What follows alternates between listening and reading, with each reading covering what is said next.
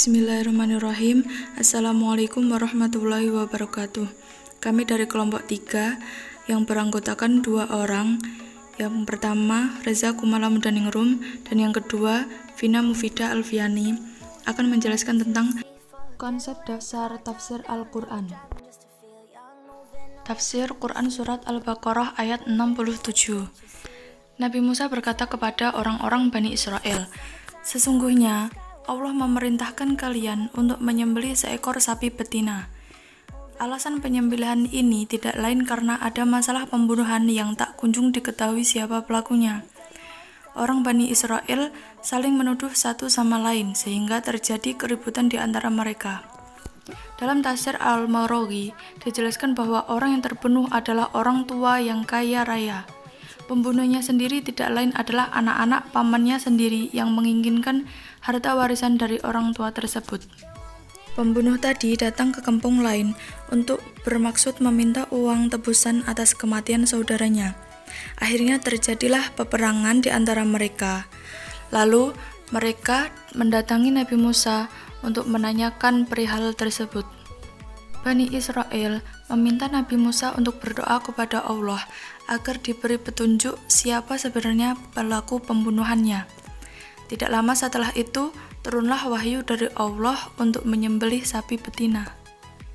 Kemudian pada ayat qalu atattakhiduna huzwa, perintah dari Musa, mereka menganggap sebagai olokan terhadap mereka, sehingga mereka meragukan perintah yang diberikan oleh Nabi Musa. Dari perbuatan Bani Israel ini, dapat kita ketahui bagaimana sifat mereka yang dimiliki. Nabi Musa berkata, "Aku berlindung kepada Allah SWT agar tidak menjadi salah seorang dari orang-orang yang bodoh." Quran Surat Al-Baqarah ayat 68, yang artinya, mereka menjawab, "Mohonkanlah kepada Tuhanmu untuk kami, agar Dia menerangkan kepada kami, sapi betina apakah itu?" Nabi Musa menjawab, "Sesungguhnya Allah berfirman bahwa sapi betina itu adalah sapi betina yang tidak tua dan tidak muda, pertengahan antara itu, maka kerjakanlah apa yang diperintahkan kepadamu." Setelah mendengar perintah dari Nabi Musa, mereka malah menyulitkan diri mereka sendiri dengan berbagai pertanyaan. Mereka bertanya mengenai ciri khas sapi betina tersebut. Kemudian Allah memerintahkan kepada mereka untuk mencari sapi yang sulit dicari. Padahal, jika mereka langsung melaksanakan perintah Nabi Musa tanpa bertanya banyak mengenai ciri sapi tersebut, mereka tidak perlu susah-susah mencari sapi yang memiliki ciri-ciri yang sangat rumit. Pertanyaan pertama dari Bani Israel mengenai ciri sapi betina tersebut dijawab oleh Allah, bahwa sapi tersebut tidak tua dan tidak muda. Kemudian, orang Bani Israel diingatkan agar tidak bertanya tentang pertanyaan yang sepele yang akan membuat mereka menyulitkan diri mereka sendiri. Karena barang siapa yang mengajukan pertanyaan yang tidak perlu ditanyakan, maka jawaban yang akan diberikan akan menyulitkan orang yang bertanya. Quran Surat Al-Hujurat ayat 6, artinya, "Hai orang-orang yang beriman, jika datang kepadamu orang fasik membawa suatu berita, maka periksalah dengan teliti agar kamu tidak menimpakan suatu musibah kepada suatu kaum tanpa mengetahui keadaannya yang menyebabkan kamu menyesal atas perbuatanmu itu." Ayat tersebut menjelaskan, jika ada orang fasik yang datang kepadamu dengan membawa berita penting, an-naba yang artinya isu atau kabar penting. Adapun orang fasik yang dimaksud di sini ialah pelaku fusuk, yaitu orang yang keluar dari ketaatan kepada Allah. Dan setiap kemaksiatan adalah fusuk. Dan kefasikan yang dilakukan oleh sahabat sebagai asbabun nuzulnya turunnya ayat ini yaitu kebohongannya dalam menyampaikan berita.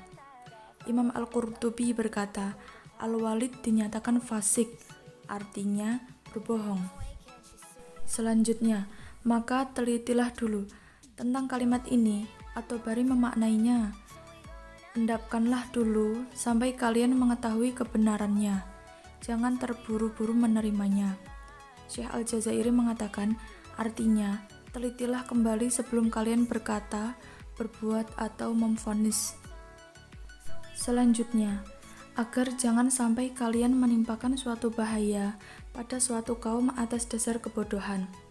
Keterkaitan makna antara ketidaktahuan dengan kesalahan sangat erat, sehingga kata jahalah dimaknai kesalahan. Imam Al-Qurtubi mengatakan, bijahalah, maksudnya ialah secara salah.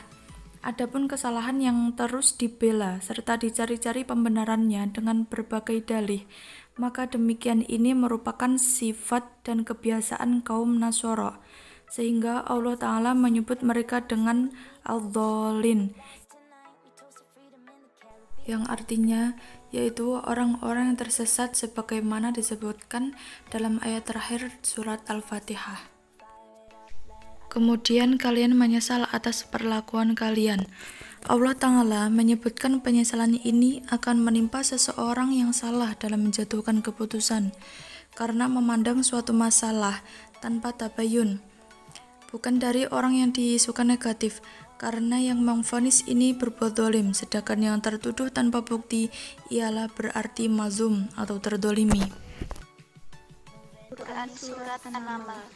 Quran Surat An-Naml ayat 54 sampai 56 adalah menceritakan tentang homoseksual kaum Sodom atau kaum Nabi Lut yang pada zaman sekarang lebih dikenal dengan istilah LGBT atau lesbian, gay, biseksual, dan transgender. Perbuatan keji kaum Nabi Lut yang menyukai sesama jenis sudah menjadi kebiasaan yang dianggap lumrah. Keburukan mereka itu telah diperlihatkan di muka orang banyak tanpa ada rasa malu sedikit pun.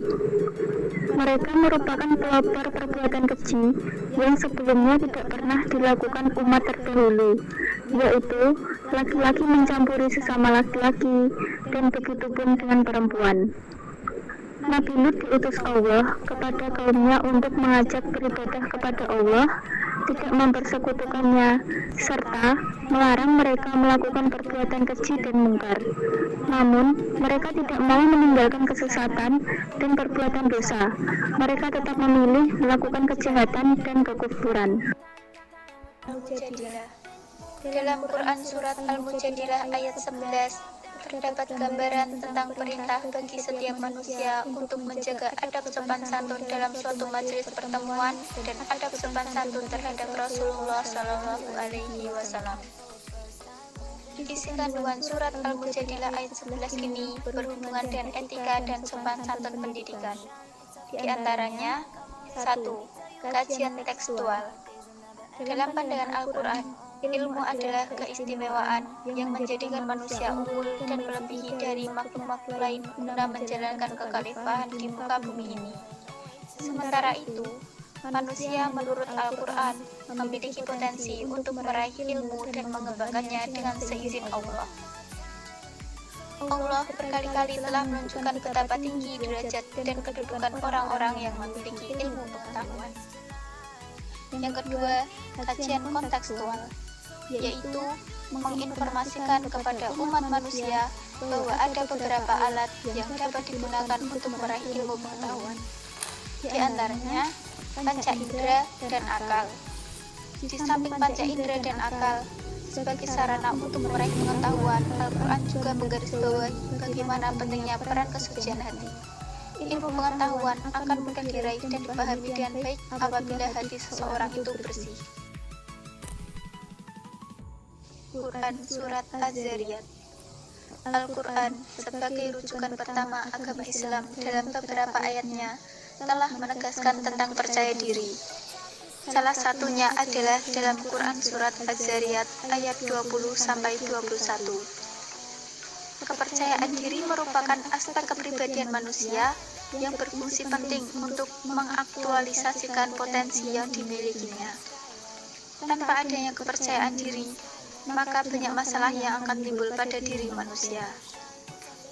Di dunia ini telah terdapat tanda-tanda yang semuanya menunjukkan keagungan Sang Maha Pencipta dan kekuasaannya yang sangat luas, seperti bermacam-macam tumbuhan, hewan, padang, gunung, gurun, sungai, bahasa, ras, dan apa-apa yang terdapat dalam diri manusia. yaitu akal, pemahaman, harkat, dan kebahagiaan. Karena perbedaan dalam diri manusia itulah, maka sangat penting kiranya manusia untuk memiliki konsep diri yang jelas, baik itu berkaitan dengan fisik, kejiwaan, maupun kadar intelektual yang dimiliki.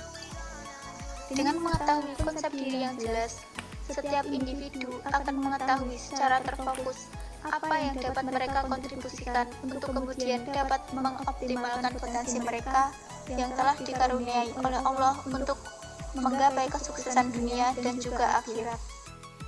Demikianlah presentasi dari kami kelompok 3. Ada kurang lebihnya kami mohon maaf. Wabillahi taufiq wal hidayah, waridho wal inayah. Wassalamualaikum warahmatullahi wabarakatuh.